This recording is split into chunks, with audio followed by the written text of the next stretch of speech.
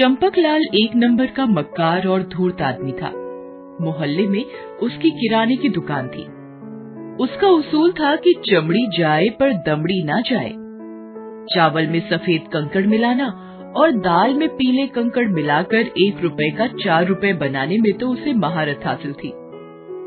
अच्छा खासा पैसे होने के बावजूद भी वो लालच से बाज नहीं आता था। होली का त्योहार आ रहा था। इस त्योहार पर भी उसने ज्यादा पैसे कमाने की एक जबरदस्त योजना बनाई थी। उसी मोहल्ले में 4 दोस्त बिट्टू, पिंकी, राजू और गणेश रहते थे। उनकी चौकड़ी मोहल्ले भर में प्रसिद्ध थी। चारों एक ही स्कूल में पढ़ते थे और पढ़ाई हो या खेलकूद सारा काम साथ ही करते थे। एक दिन जब चारों दोस्त खेलने के लिए जमा हुए, बिट्टू, अगले हफ्ते होली है। हमें अब होली जलाने के लिए मोहल्ले वालों से चंदा जमा करना शुरू कर देना चाहिए। हाँ यार, अब ज्यादा दिन नहीं बचे हैं। ठीक है, कल स्कूल खत्म होने के बाद ये काम शुरू कर देते हैं। सबसे चंदा इकट्ठा करने में 1 हफ्ते का समय तो लग ही जाएगा। सब लोग तो चंदा दे ही देते हैं, मगर इस चंपकलाल से पैसे कैसे निकाले जाएं? याद है ना कि पिछली बार क्या हुआ था? हाँ यार, उन्होंने हमें कितना दौड़ाया था। कभी घर तो कभी दुकान पर। हमारी चप्पलें घिस गई थी, मगर उस कंजूस का दिल नहीं पिघला। इतना कमाता है, मगर चंदा मांगो तो 10 तरह के बहाने बनाने लगता है। एक तो मिलावट करता है और ऊपर से 1 रुपए का सामान 4 रुपए में बेचता है। पिछले साल मेरे मामा जी आए थे। उनकी तबीयत खराब थी। माँ ने जब उन्हें खाना खिलाया तो उनकी तबीयत और भी खराब हो गई थी।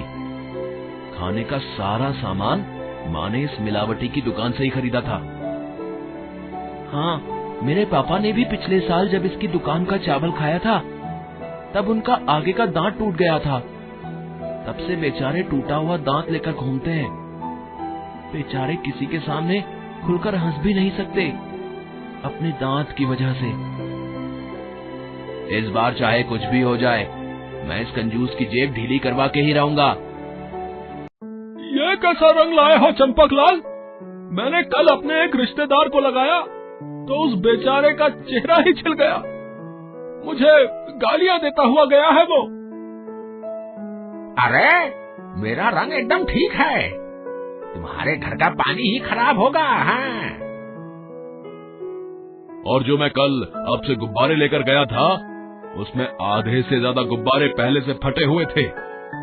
पैसे तो पूरे लेते हो, सामान तो ढंग का दिया करो।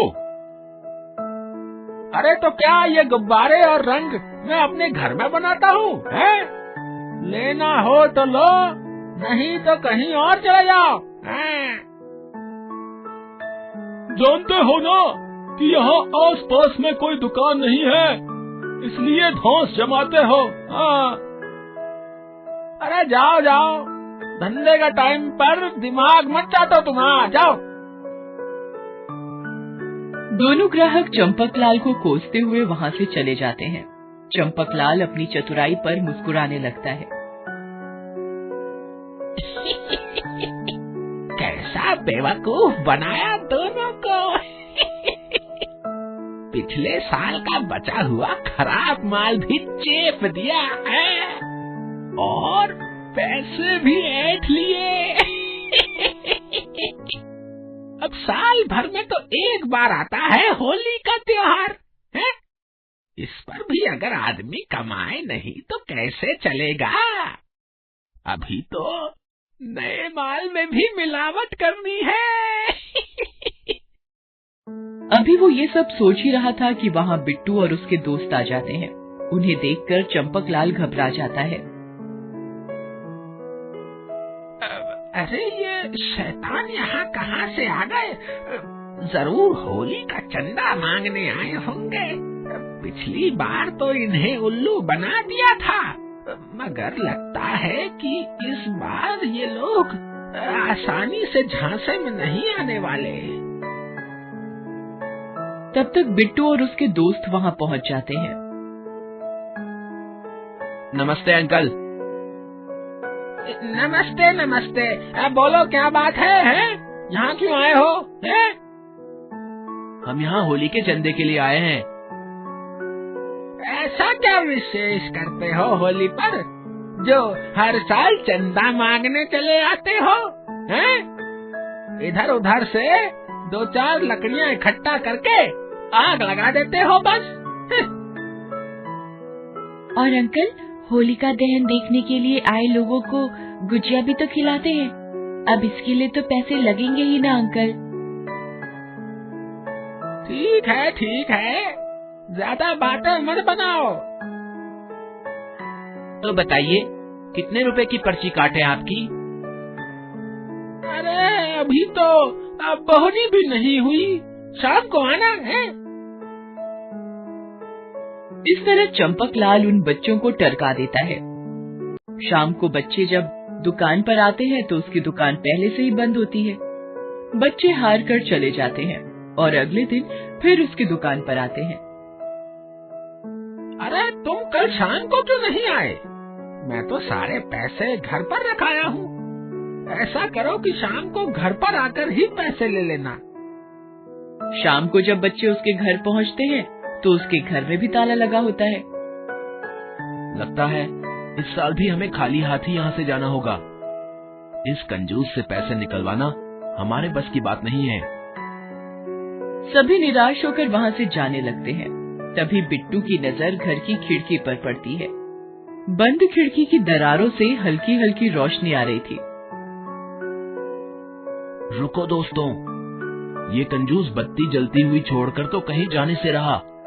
जरूर दाल में कुछ काला है। बिट्टू की बात एकदम सही थी।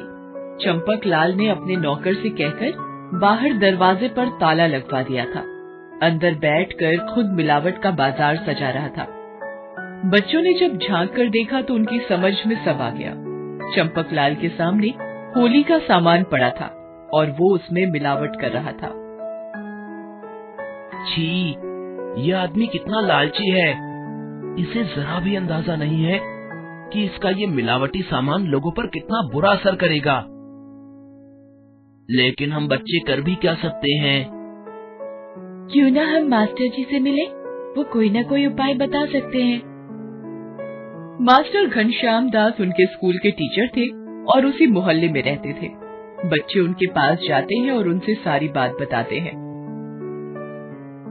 सच में यह आदमी तो बहुत लालची है। एक उपाय है इसे सबक सिखाने का। ध्यान से सुनो। मास्टर जी अपनी योजना बनाने लगते हैं और सारे बच्चे ध्यान से उन्हें सुनने लगते हैं। होली में सिर्फ 2 दिन बाकी रह गए थे। चंपकलाल ने मिलावट करके सारा सामान अपनी दुकान पर सजा लिया था और ग्राहकों का इंतजार कर रहा था, मगर सुबह से कोई ग्राहक नहीं आया था। कमाल है, पिछले साल तो इस समय दुकान पर ग्राहकों की भीड़ लगी हुई थी और इस बार तो कोई आया ही नहीं। कहीं और से तो सामान नहीं ले लिया इन लोगों ने। ये सोचकर चंपकलाल पता लगाने के लिए दुकान से निकलकर मोहल्ले में गया। मोहल्ले के बीचों बीच जाकर उसने देखा कि बिट्टू और उसके दोस्तों ने स्टॉल लगाकर रखा है, जिस पर होली का सारा सामान बिक रहा था। सारे लोग वहीं से रंग, अबीर और गुलाल खरीद रहे थे। अरे ये आप लोग क्या कर रहे हैं?